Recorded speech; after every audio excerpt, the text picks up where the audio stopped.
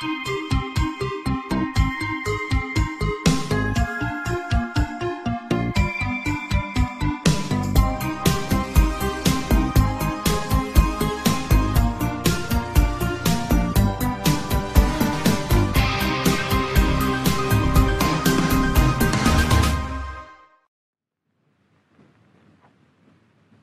first fatal accident in 19 years of nuclear reactor operation in the United States occurred at the Atomic Energy Commission's National Reactor Testing Station in Idaho on January 3rd, 1961. This film, depicting the operations that followed the accident, is a combination of actual and reenacted scenes. It is presented for the purpose of studying and improving the methods and techniques of handling nuclear emergencies.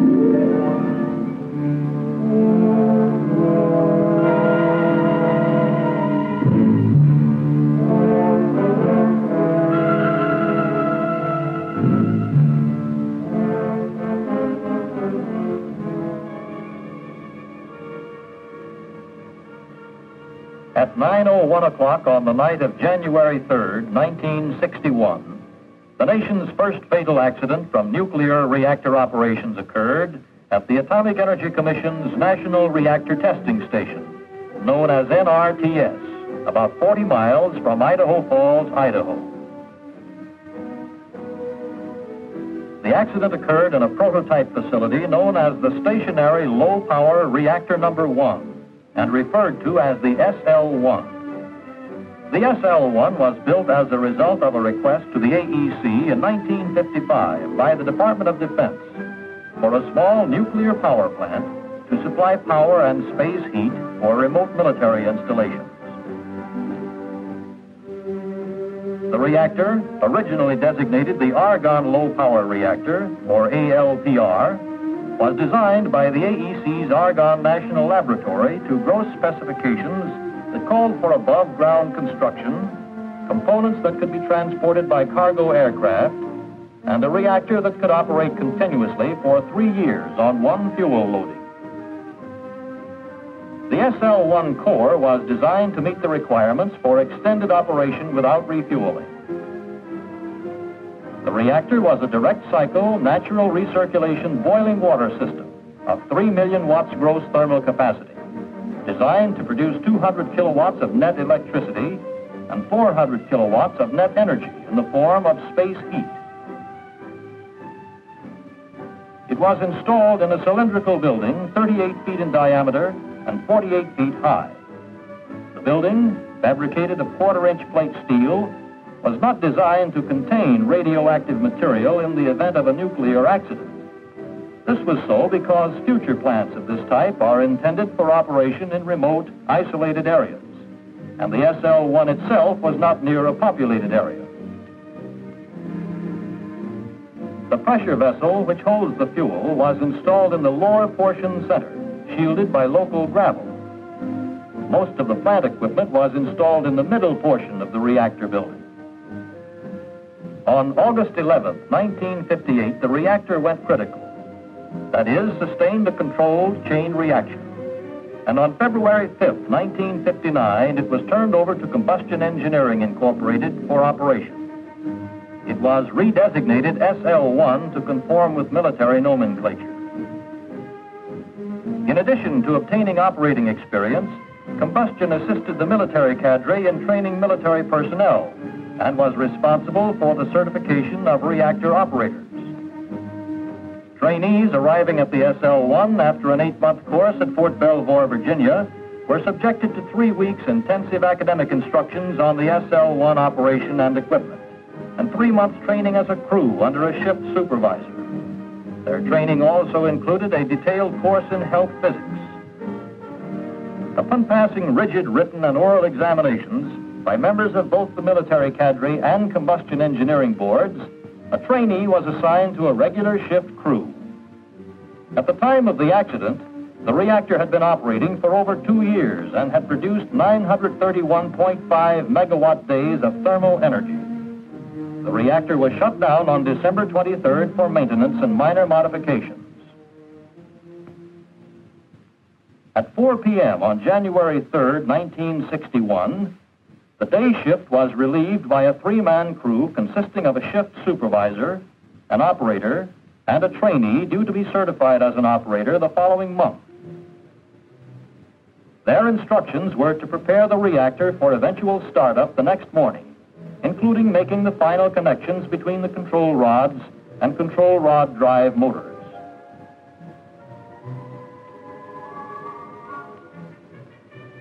According to the log, during the first half of their shift, they had pumped the water down and were reassembling the control rods.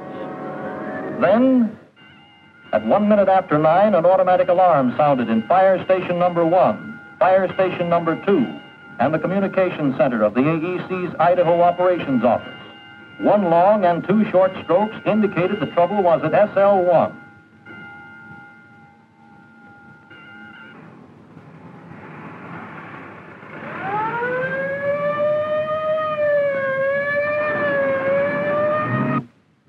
The Idaho Operations Dispatcher broadcast the alarm over the testing station radio network, informed the Security Division duty officer, and in accordance with pre-planning, requested that a health physicist be dispatched from the materials testing reactor.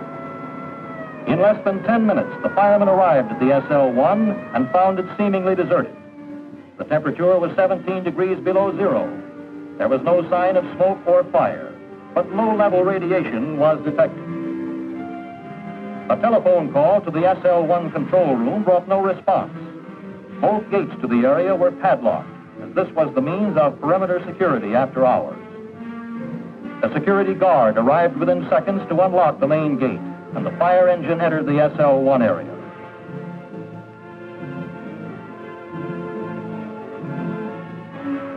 The guard unlocked the front door to the administration building, and the firemen entered.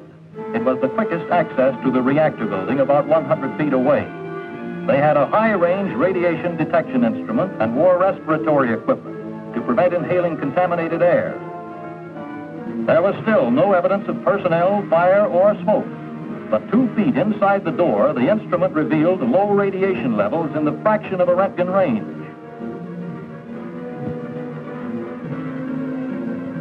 The fire engine was ordered out of the area to Fillmore Boulevard for standby duty.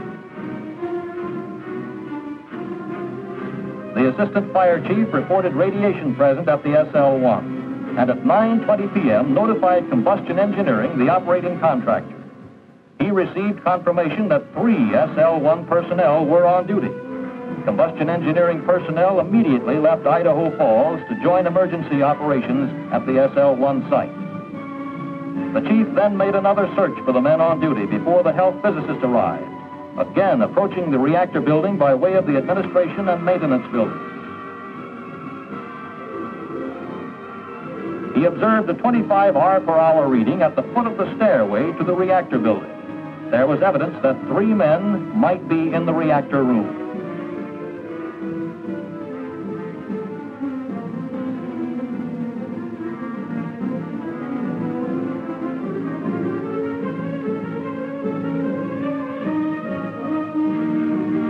A request was made to NRTS facilities for additional high-range radiation detection instruments, health physicists, and protective clothing. A roadblock was quickly established at the junction of Highway 20 and Fillmore Boulevard for control purposes.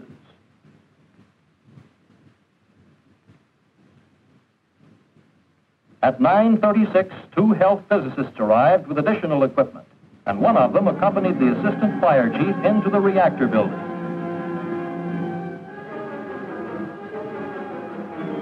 They hoped to locate the missing men quickly.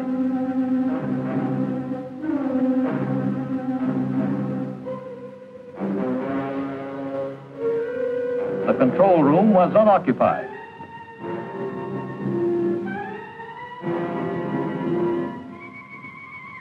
As they went up the stairway, the indicator swung past 200 r/h, and they retreated hastily, but not before seeing some wreckage through the reactor operating room doorway.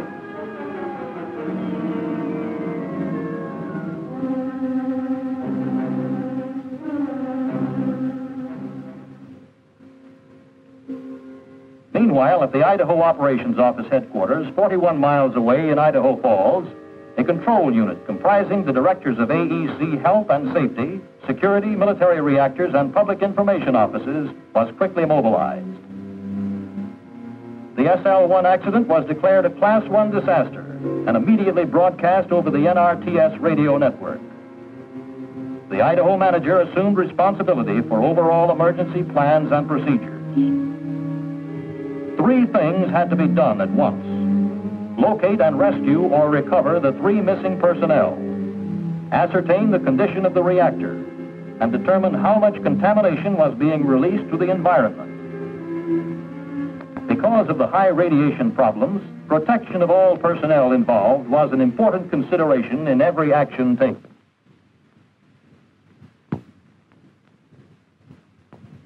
In an effort to locate the duty personnel, 2 SL-1 plant supervisors of combustion engineering, one a health physicist and the other an operations man, elected to enter the reactor room. Acting quickly, they located 2 of the men, one still alive, then took dose measurements and returned to the area gate for help.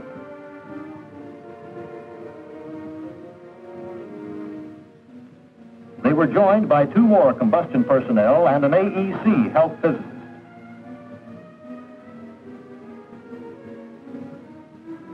All 5 returned to the reactor room as a rescue team.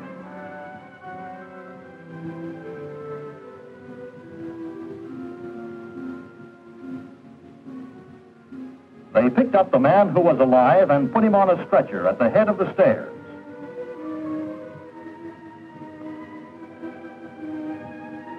They saw that the second man was dead, and another 4-man team shortly afterward discovered the 3rd man lodged in the ceiling, also dead.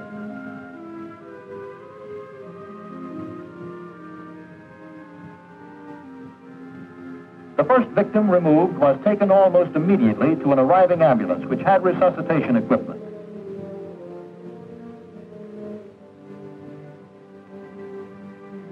A nurse administered oxygen to the casualty en route to the control point, where an AEC doctor pronounced him dead at 11:14 p.m.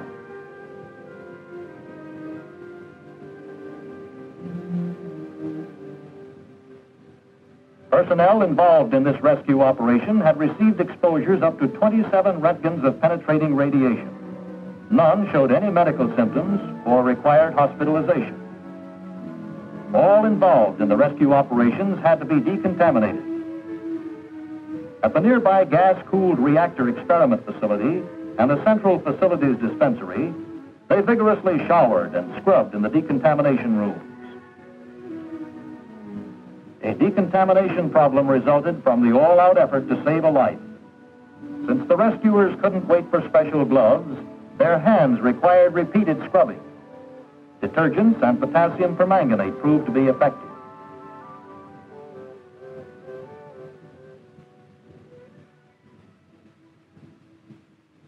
To monitor for airborne radioactivity, a chartered airplane was in the air at daybreak with an aerial survey analyzer.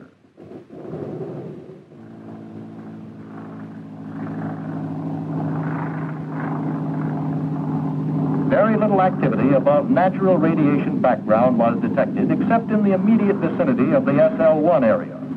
Careful observation showed no damage to the reactor building roof.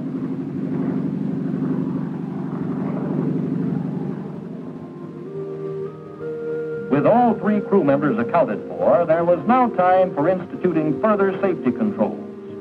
Organization of recovery teams could proceed more deliberately.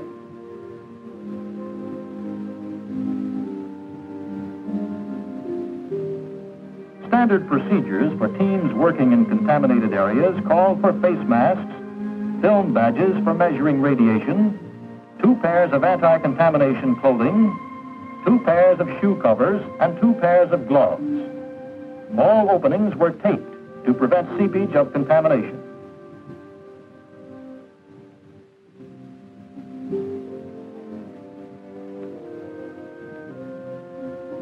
From that time, progressively less contamination and exposure of personnel was experienced. And by the end of the week, the standard operational exposure limit of 3 Roentgens per quarter of penetrating radiation per person was established. Teams were thoroughly briefed to minimize exposure time. 1 minute was set as the time limit in high radiation fields. A health physicist accompanied each team and also acted as a timer. He remained outside high radiation fields to minimize radiation exposure. This was done to conserve available health physicists for the many operations yet to be performed. On the night of January 4th, plans were carefully laid for the recovery of the second casualty. A 6-man military team of volunteers, comprised entirely of the victim's fellow cadremen, was organized and briefed. It was decided that a blanket would be less unwieldy than a stretcher.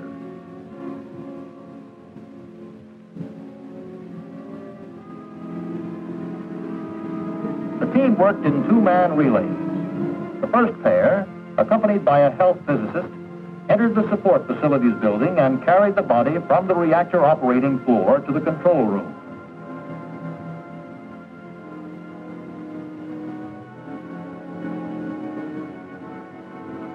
The second pair took over at the reactor control room to bring the victim outside, then carried him out of the SL1 area through the perimeter gate.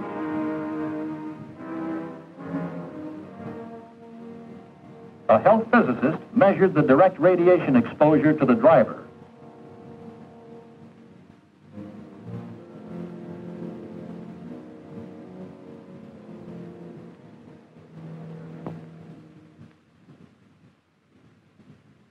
The emergency required other important action that same day, January 4th.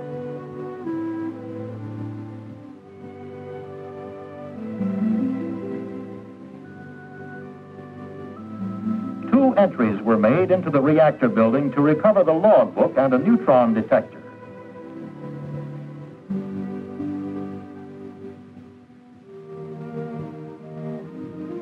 This led to later installation of remote reading instruments and audible alarms as a warning against further trouble with the reactor.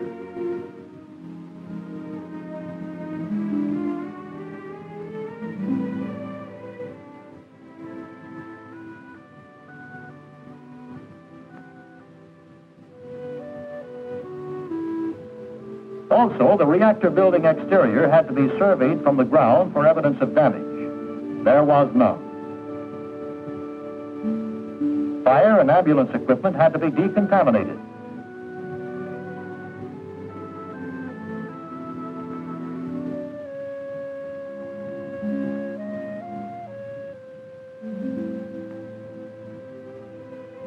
The field command post, which was to serve for several weeks, had to be firmed up with additional trailers and power equipment.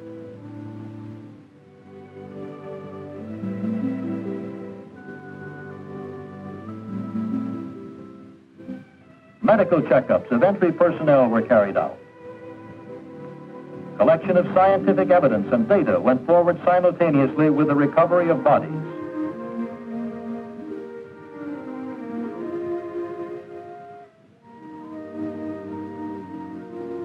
The first positive evidence as to the nature of the accident came from a nuclear accident dosimeter recovered from the reactor building. Activation of its gold foil into radioactive gold-198 tended to indicate that an uncontrolled chain reaction had taken place.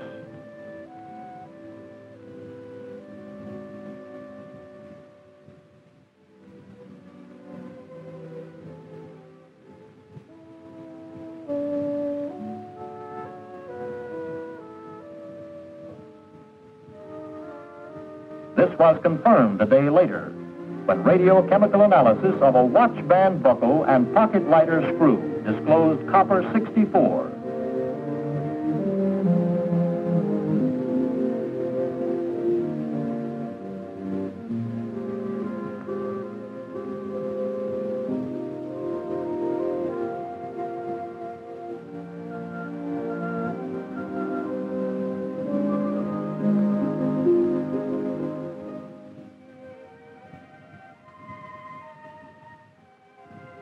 Only neutron capture could have transmuted naturally occurring gold-197 and copper-63 into radioactive gold-198 and copper-64.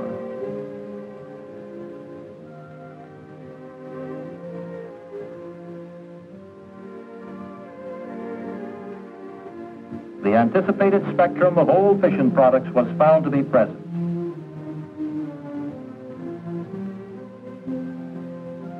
Also found were several isotopes of the uranium fuel. Iodine-131 found in sampling of air, soil, sagebrush, and animals collected near the SL-1 verified minimal release of activity from the reactor building.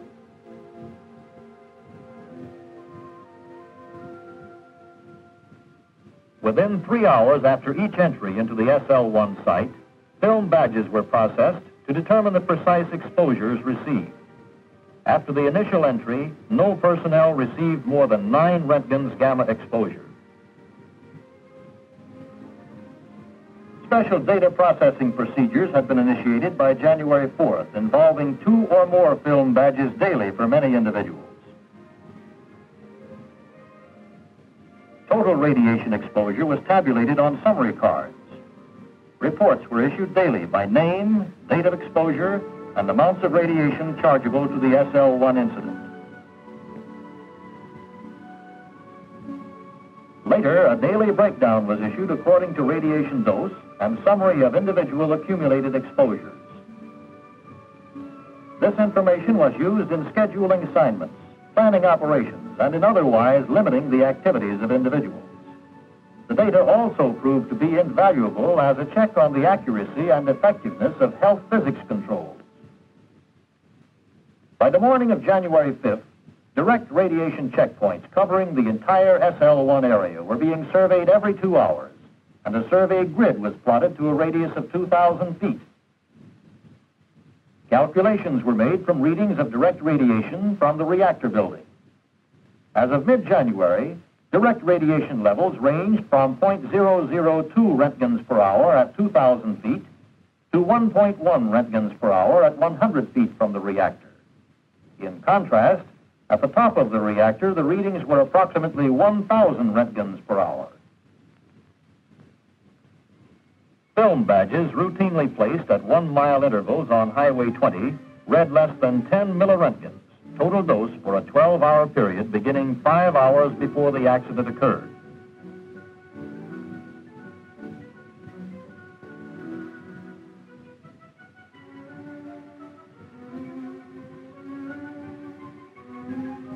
"19 radio-controlled air sampling stations were started less than an hour after the accident happened. Later, a special network of 11 high-volume constant air monitors was established during January and operated through March 6th.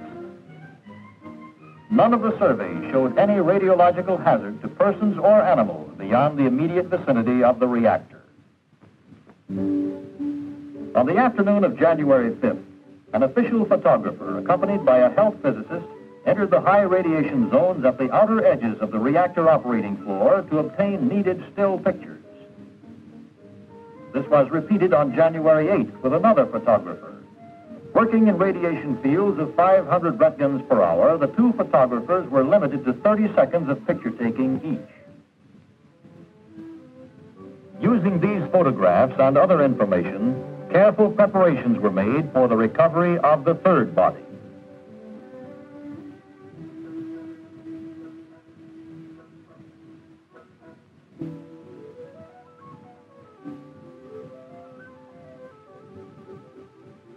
An Army Radiological Assistance Team from the Dugway Proving Grounds, Utah, offered to assist in the recovery effort for practical experience and training.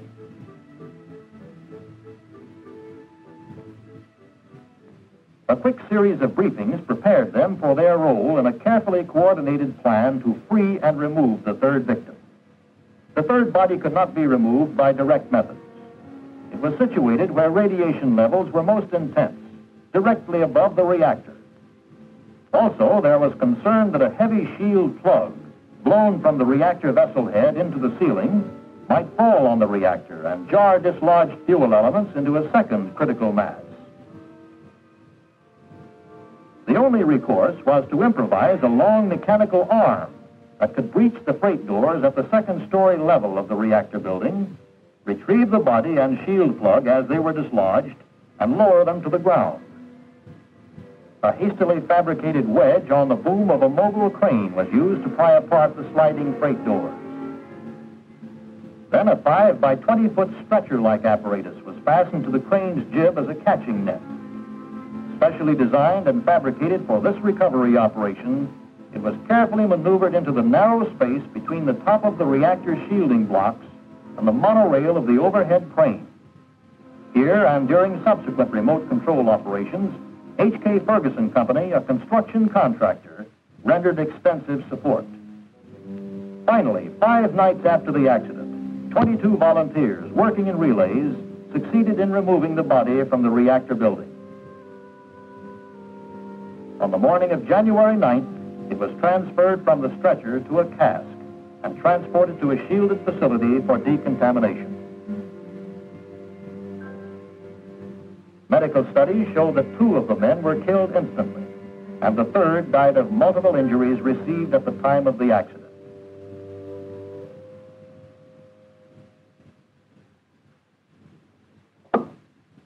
An 8-man medical monitoring team from Los Alamos Scientific Laboratory assisted NRTS physicians in decontamination of the bodies. Gamma-emitting particles embedded by the explosion greatly complicated this work. Considerable success was achieved, however, by washing and scrubbing, including the use of detergents. The use of melting ice proved to be an effective automatic washing technique that minimized radiation exposure time for medical team members. The lining of standard metal caskets and vaults with lead sheeting resulted in final gamma readings at the outer surfaces of the vaults not exceeding 300 milliroentgens per hour generally. This was sufficiently low to permit shipment.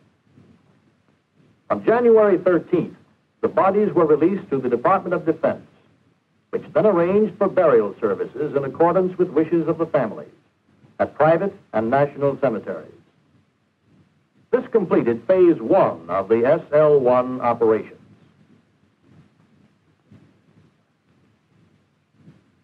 Starting with a mock-up of the reactor building at a nearby fire station training tower, phase 2 of the SL-1 accident operations concentrated on determining if the reactor was in fact nuclearly safe.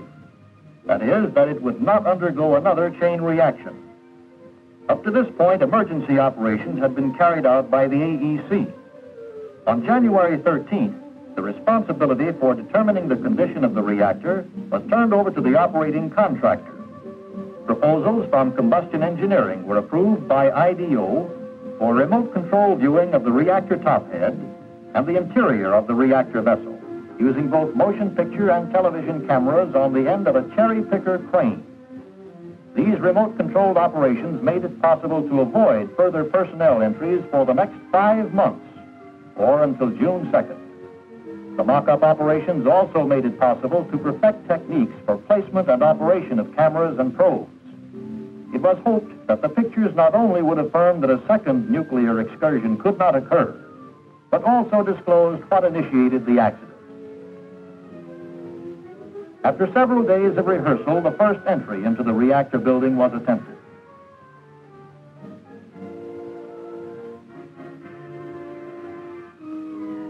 Equipment attached to the boom of the crane was maneuvered inside the reactor operating room through the freight doors by personnel operating the crane from a lead-shielded cab. The crane operator was guided by observers who could see directly into the reactor operating floor from a 30-foot tower 200 feet away. With field glasses, every move could be closely spotted for the man on the ground. Thanks to this arrangement and the extensive mock-up training, the equipment was successfully positioned. First films taken of the reactor head area showed that 6 nozzles were open to the atmosphere. Only one appeared to be completely free of obstructions.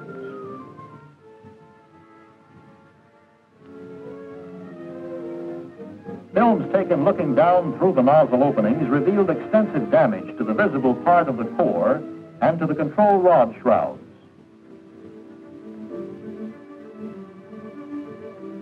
control rod extensions still protruding up through the nozzles indicated that most of the control rod blades were still in the core region.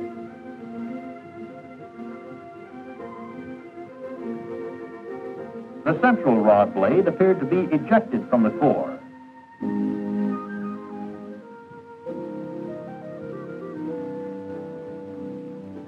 Closed-circuit television cameras, specially fabricated for radiation resistance, also permitted remote-controlled observations. These were recorded on motion picture film in a canvas-enclosed truck. These lacked definition but had greater flexibility. The operator could be instructed to hold on certain scenes or move more quickly to something else. The core appeared to be expanded radially, and at least one major hole appeared to be discernible. The center of the core was obscured from view. The tops of fuel elements were visible and appeared to be twisted, collapsed, and moved from their original position. All the control rod shrouds appeared to be partly collapsed. The outer shrouds were displaced toward the vessel wall. The central control shroud, number 9, appeared to have been partially ejected upward from the core. Other components appeared to be twisted, collapsed, and displaced.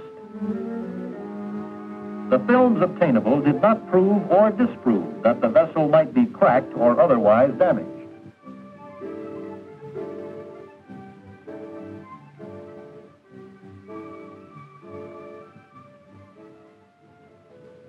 Other photo entries were made with a shielded, remotely controlled miniature camera. It produced still pictures that had to be greatly enlarged, but more completely defined the condition and damage to the core. Contrary to earlier interpretations, the films did not verify that there was water in the vessel. Subsequently, chemical probes containing potassium permanganate crystals confirmed assumptions that the vessel was dry at the time of the measurement. Official conclusions eventually confirmed earlier indications that the reactor was nuclearly safe as long as nothing was done to change its unmoderated condition. The air temperature above the reactor head was 47 degrees Fahrenheit. Inside the vessel, about 7 inches above the core, it was 90 degrees Fahrenheit. And at contact, presumably with debris on top of the core, it was 98 degrees Fahrenheit. First estimates of the radiation field in the reactor room were calculated to be approximately 1,000 R per hour. By late April, the radiation levels had decreased to the 200 R per hour range. Films from a pinhole camera spotted several locations and sources of high gamma radiation activity outside the reactor vessel, presumably from reactor components blown from the core by the force of the explosion. Calculations of the energy needed to cause the observed damage to the ceiling and the reactor indicate that the explosion was sufficient to create an internal pressure of at least 500 psi. From the presence of short-lived yttrium-91M, one of the daughters of strontium-91 found in clothing samples, the total fissions were estimated to be 1.5 times 10 to the 18th, or 1.5 billion fissions. These early calculations showed that the total energy released in the accident was at least 50 megawatt seconds. These levels are equivalent to the energy released by from 2 to 10 pounds of TNT.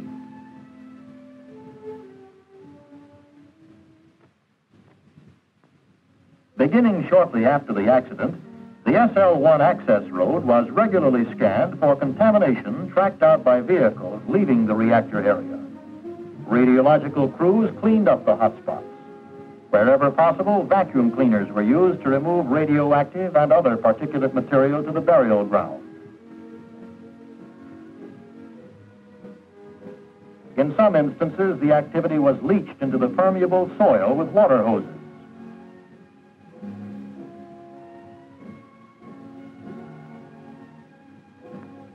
In stubborn cases, it was necessary to seal the road surface with resin or neoprene sprays to prevent the spread of contamination.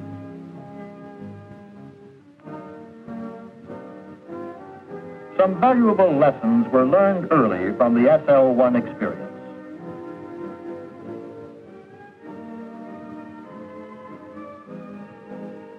is important to have high-range survey instruments that are readily available. These should range to 5,000 R per hour or greater.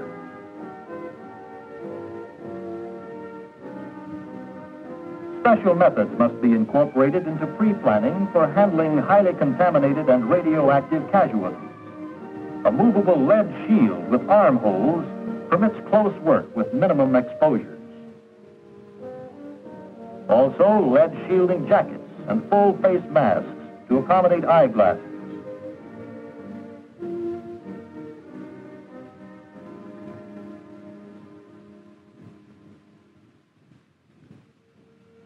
Planning for around-the-clock field operations also pays off.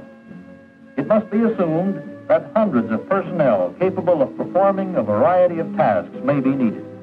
For example, photographers were an important requirement.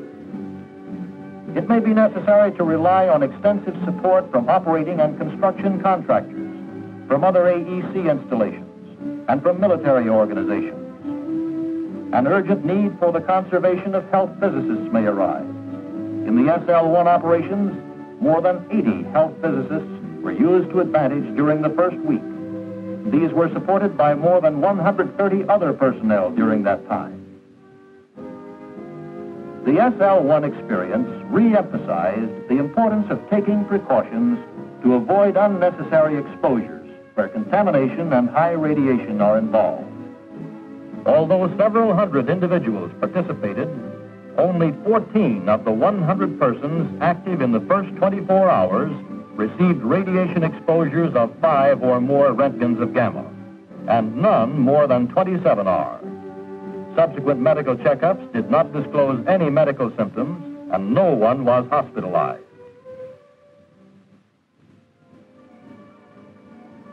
The SL-1 accident had little or no adverse effects on the environment outside the immediate reactor area.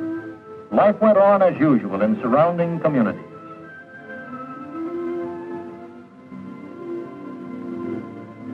Repeated surveys and samplings of air, water, soil, vegetation, animals, and milk have revealed very little contamination above background levels.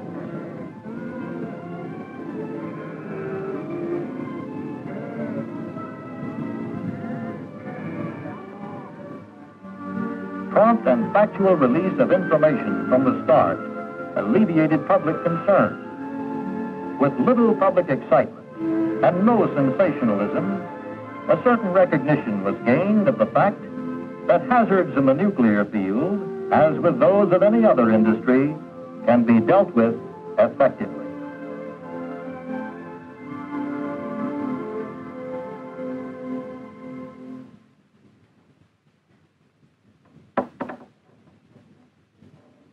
Regrettable though the SL-1 accident was, out of it has come important information, both to reactor technology and to administrative procedures governing reactor development. Since the SL-1 was not operating at the time of the accident, the Commission's safety program for shutdown maintenance has benefited from the resulting reevaluation.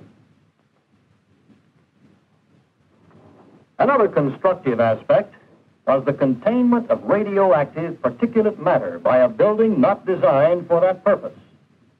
At no time was there any serious hazard to people and animals, even in the close vicinity of the SL-1 site. This film on phases 1 and 2 of the SL-1 recovery operations was completed as phase 3 sought to determine what destroyed the reactor. Under contract with General Electric Company's Idaho staff, the work of decontamination and taking the reactor apart piece by piece went forward. It was a tediously slow process, extending into the following year. Various potential mechanisms that could have caused the excursion had to be explored. No unknown phenomenon was expected, however. This first fatal accident in 19 years of successful reactor operations activity has been thoroughly investigated from the start by several committees composed of nuclear experts and other scientists. The investigation will not be complete until continuing studies bring a fuller understanding of what was involved and what can be learned for the advancement of reactor safety technology.